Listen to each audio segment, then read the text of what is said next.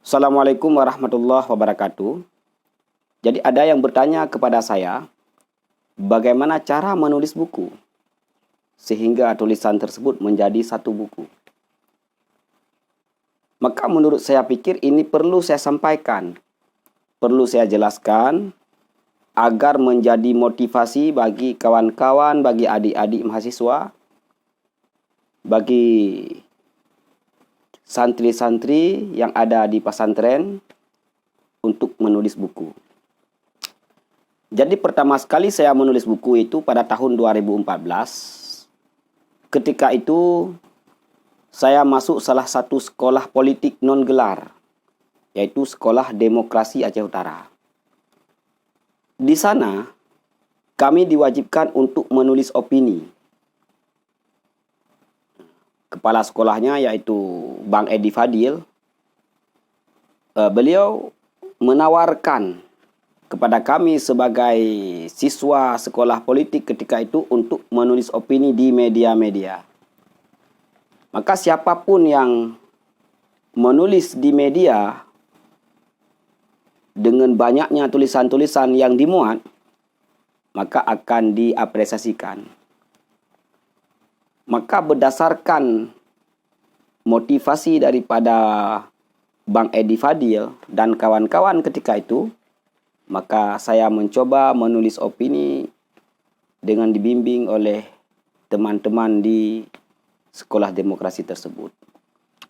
Ternyata ketika itu, saya mampu menulis opini kadang-kadang satu minggu, satu opini ataupun dua opini. Sehingga tibalah saatnya untuk berlomba opini siapa yang pertama sekali dimuat di Serambi Indonesia ketika itu. Maka opini saya dan teman saya Asriatun dimuat pada satu lembar kolom pertama saya, kolom kedua dia. Ketika itu.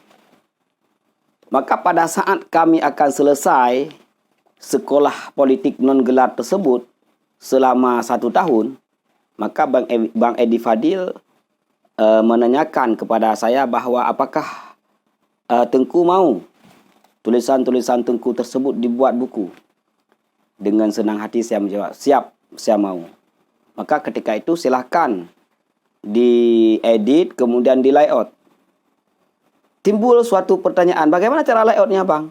Kemudian Bang Edi Fadil mengirim contoh layout, saya layout ketika itu, kemudian saya kirim tulisan yang sudah saya layout kepada Bang Edi Fadil dan dicetaklah buku. Ini buku pertama saya ini. Nah, ini dia.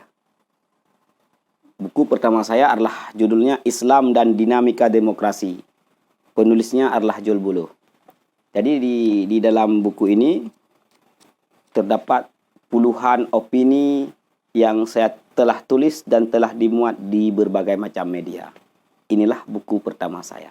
Maka mudah-mudahan ini menjadi motivasi bagi kawan-kawan yang ada di daerah-daerah di pesantren-pesantren, menjadi motivasi bagi adik-adik mahasiswa agar senantiasalah menulis. Kemudian tulisan tersebut apabila bermanfaat jadikan buku. Itu menjadi suatu kenangan yang sangat baik bagi kita.